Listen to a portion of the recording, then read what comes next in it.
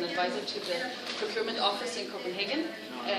And I've been working with food policy and food-related matters in Copenhagen for 10 years, so I'll try to speak on their behalf, on Copenhagen's behalf, and tell you a little bit about the projects going on in Copenhagen. 10 minutes is a really short time, so I'll try to just give you a few snapshots of the different projects that we're doing. You can change the slide. So Copenhagen has been working very intensively on improving the standard of and the sustainability of the public food for more than 10 years. We currently have an aim of reaching 90% organic within all public food in Copenhagen. We're currently at 88%, so it's very close to the target.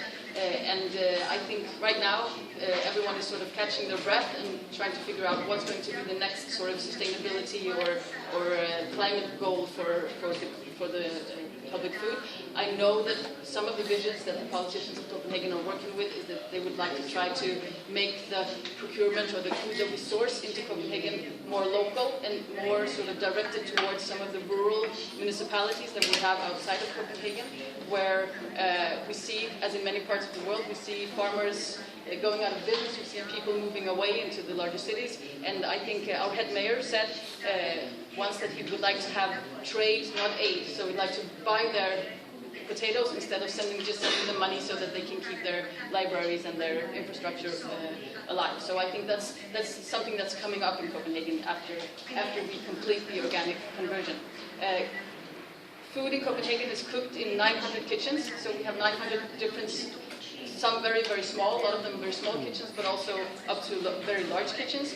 And this organic conversion has been going on for 10 years in all of these different kitchens, and of course it's very different what you do if you're a single person cooking for a nursery school, or if you're cooking in a huge central kitchen, you're cooking for 7,000 children. So it's a different process, but for everyone it's a question of going back to whole foods, going back to getting real ingredients into your kitchens and getting the skills back into cooking from scratch. And that, of course, is different from which size kitchen you are, but that's been the aim of Copenhagen, to upskill all of the different workers and chefs and cooks that are working in the kitchens. And I think it's very similar to what Tony was saying, that we've seen the process of processed food creeping into our public system more and more, and we see now the tendency is to go back and to actually value the whole foods. When it comes to school food, we have two different types of school food in Copenhagen. We have food schools, we have 12 of them. They have real production kitchens, they have chefs who are employed in the kitchens, and the children participate, like 6 kids at a time, come down for a whole week, and they're the entire day they participate in the cooking and the serving and the cleaning afterwards. And these 12 schools have sort of taken it upon themselves to make food as integral part of their curriculum and the way they work. The rest of the schools, if you show the next slide, they have a different system because they're not able to have production kitchens, so we have a centralized system where they get a lot of the food prepared from a central kitchen, and then they sort of finish it in the schools. So all this sort of sensitive components to the meal, the fish comes out, it's raw, so they finish it in the school, but all the soups and the stews and the dressings and so on is made centrally, and they package everything. And as you can tell, it's a highly branded school food system. I think I've never seen anyone do anything that is that much communication towards the children, and that is of course because they have to compete with the street. They have to compete with the falafels and the McDonald's and whatever, because the kids from 6th grade, they can go out into the streets and just buy junk food. So that's why the school food is being sort of being communicated as something that's cool, and I think it's basically working, because when the older children think it's cool, then all the smaller ones, you don't even have to worry about them, because what the older ones do, they will also look up to.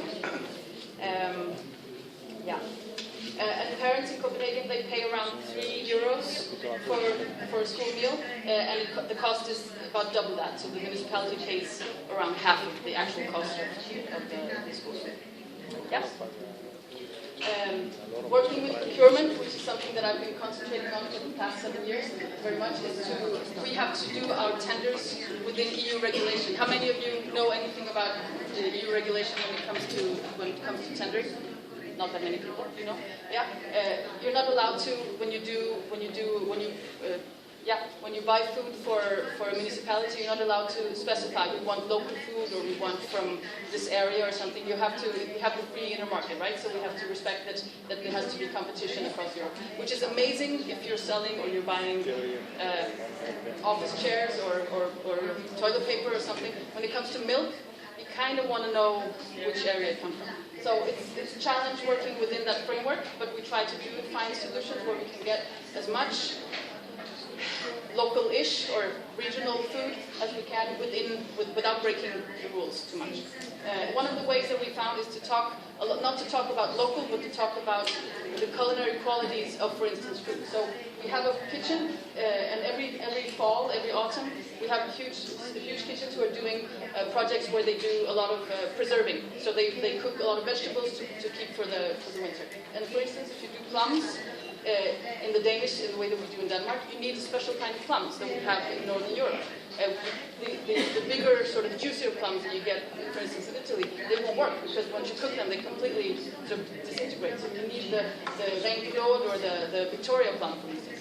So my argumentation in these tenders is, it's not that I want the local plum, I want the plum that has the qualities that I can use for this culinary project. So that's been very much my sort of take on it, to not try to go at the rules sort of head on, but try to find ways where I can make my argument in a more factual way. You can take the next slide. So for instance, this is a Danish Ingrid apple, and these are apples from New Zealand, Royal Gala, I suppose. They're kept in apple hotels where they control the atmosphere and they can last for up to 2 years.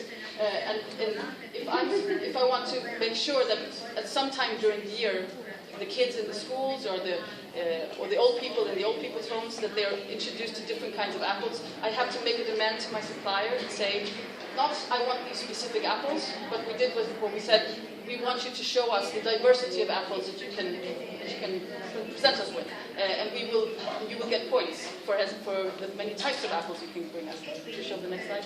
So this was the results that we got, sort of bids on the tenders where they would tell us all the different types of apples in which months we would be able to get them and the quantity. And I think that's a step towards. It's not perfect, but it's a step towards getting the conversation about what the food that we're buying to make it more qualified and also to make it more specific what it is that we want. We want you to be really good at going out and getting small batches of interesting apples from smaller farmers and not just getting the huge containers of apples that are transported across Europe. It's not working perfectly, but I think starting to make the demands is opening the conversation and making the market more aware that this is the way that we're going. 2 minutes, or yeah? Also, when we do tenders, these are pictures from just a month ago. We are working on a huge tender that's going to be many of the municipalities in Denmark that are going to be affected by it. So Copenhagen insists that when we do tenders, we cannot use price as the single criteria, because when you do that, price is king, then it's only price, if it's more than 50% of the evaluation.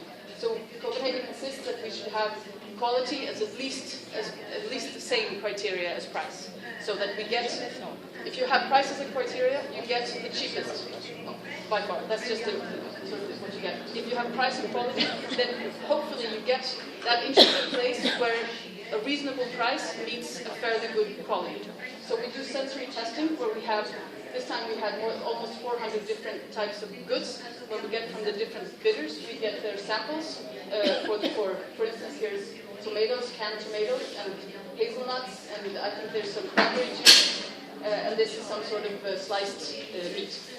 So we have a panel, and they taste all the different samples, and they evaluate them according to their. They don't know where it comes from, they don't know the brand name, and so on. It's completely blind testing, and this is a big part of the tender. And I think that's one step towards also changing the conversation from being how can we get cheap, huge amounts of foods into our system, and also to qualify what is it that we actually want to buy. The dreams in Copenhagen, I think, is to work more towards making sure that we include small and mid-sized enterprises into our tenders.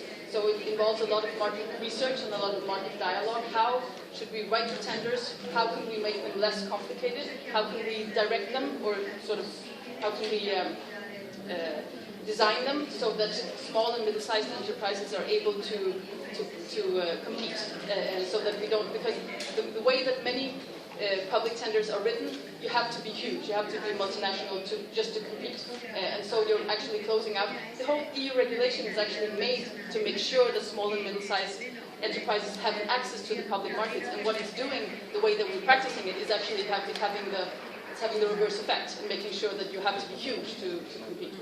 So what Copenhagen would like to do, for instance, we have several different projects that collect honey. They have honey, they have bees on top of our,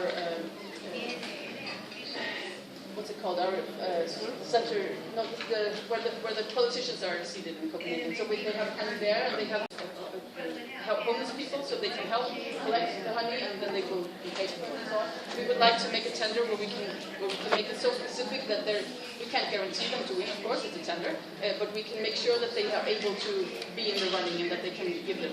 So I think that's something that we're looking towards in the future, and to develop the method for that and see if we can do that with more and more different types of products.